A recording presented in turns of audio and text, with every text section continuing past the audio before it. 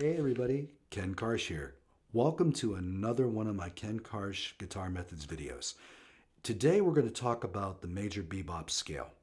So the major bebop scale is a major scale that has a chromatic inserted between the 5th and 6th degree.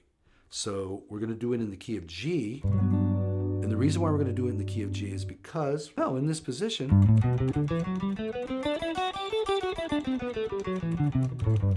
you've got a perfectly well-aligned 2-octave scale. So, here's your G major scale. So, the chromatic insertion happens between the D and the E, the 5th degree and the 6th degree, or the 13th degree. The note that's inserted is D sharp or E flat, and it's D sharp if it's a sharp 5. It's an E flat if it's a flat 13th. Sharp 5, flat 13th. For now, what I'm going to do is I'm going to refer to it as E flat, just so I don't trip over my words as I talk. So, and the fingerings for it are pretty straight ahead. What happens is that you do this, you can go up in position with your 4th finger like that, and come back with the 4th finger like that. You can also do this, 1-1, or any combination thereof.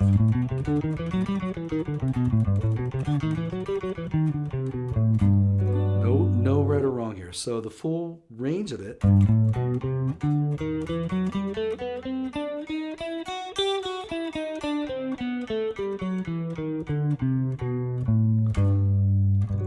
okay, so the notes that are primary passing tones, not avoid notes, primary passing tones, are the flat 13th sharp 5 and the 4. Okay, so if I were to play those notes over the G major 7 just by themselves, which I'm about to do now, we'll start with the E flat.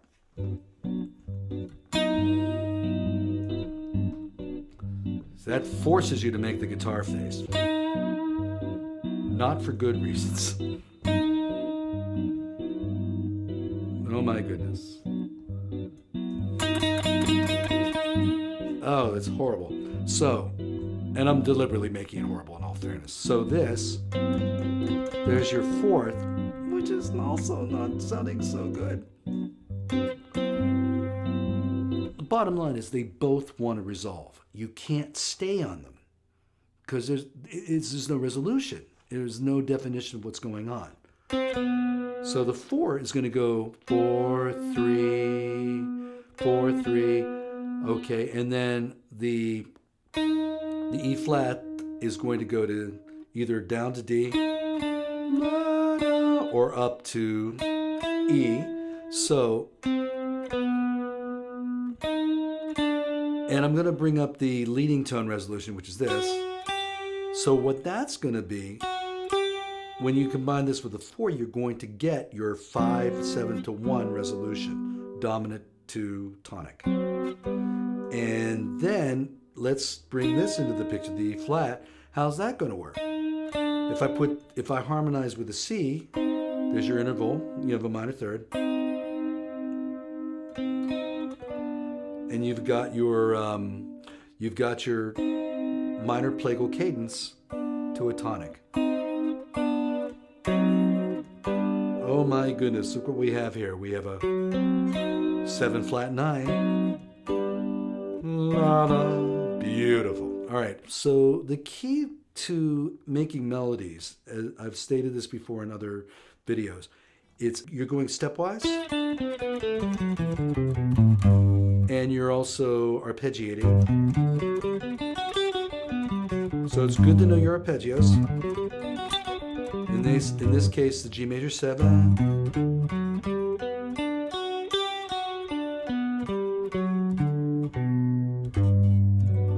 Okay, and so a lot of phrases that happen are off.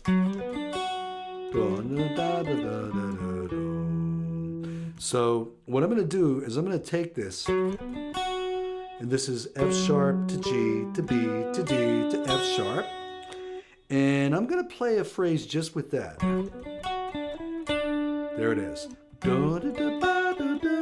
I'm also going to recommend that you sing what you play, okay? The reason why I'm saying that is because it helps you connect with what you're trying to say melodically. Music is a language, and you don't play scales over chords. You make melodies out of the tones. That's really important to understand. The scales, to quote my friend, the great guitarist Henry Johnson, scales are the alphabet of the musical language. And this is one of the alphabetical systems that we're using. So we're using some of that. So a simple phrase. And like I said, I'm not going to sing it all the way through because you don't want to hear me do that all the way through the video. And quite frankly, I don't want to do it either. So here we go. So here is the chord in the background. Now,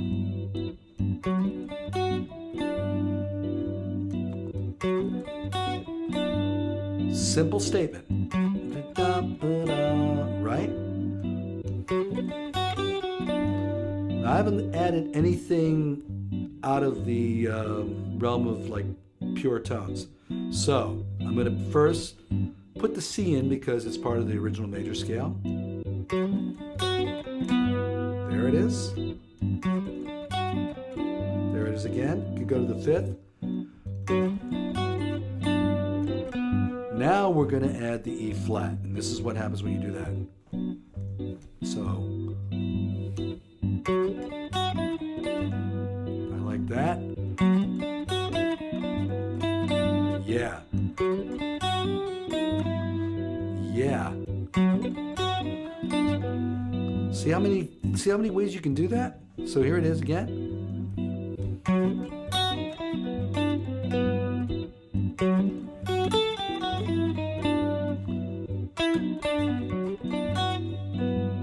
Just taking that one statement. Now I'm going to just kind of go a little more freely.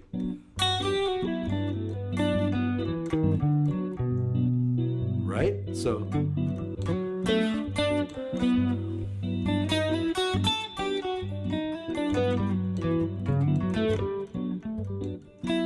okay, I kind of broke the rule and put the C sharp in there. Didn't mean to do that. But hey, okay. Artistic license. So but for the purposes of this video, I'm not going to do that again. Resolving.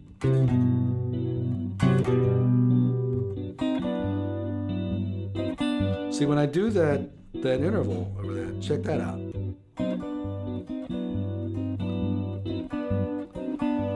It's a little dissonance, but it works. You're moving it quick, moving it through. Small, simple phrases. Always start with small, simple phrases. Everybody wants to do. Okay, that's cool, but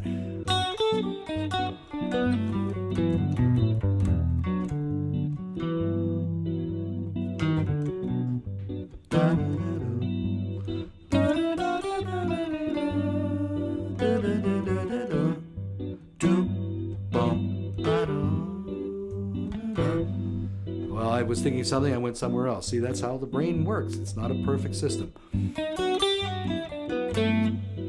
The trick is with improvising is that what's really important is that you have to be willing.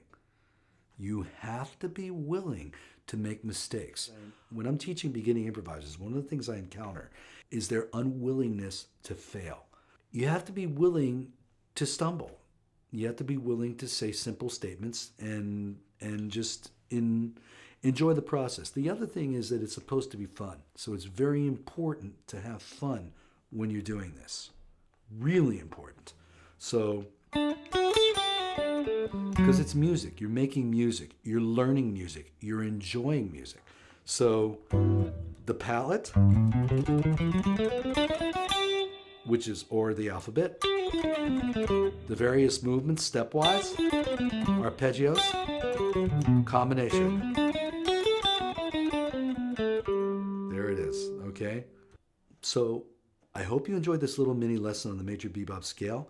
If you did, like my Facebook pages, and also go to my YouTube channel, like and subscribe, and ring that bell for more notifications of videos, okay? So I want to thank you for listening, and thank you for supporting all my pages and my channel, and I will see you guys on the next video. Now I'm just going to have some fun on the way out.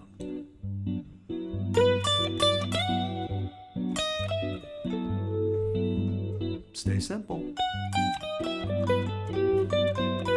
Stay very simple.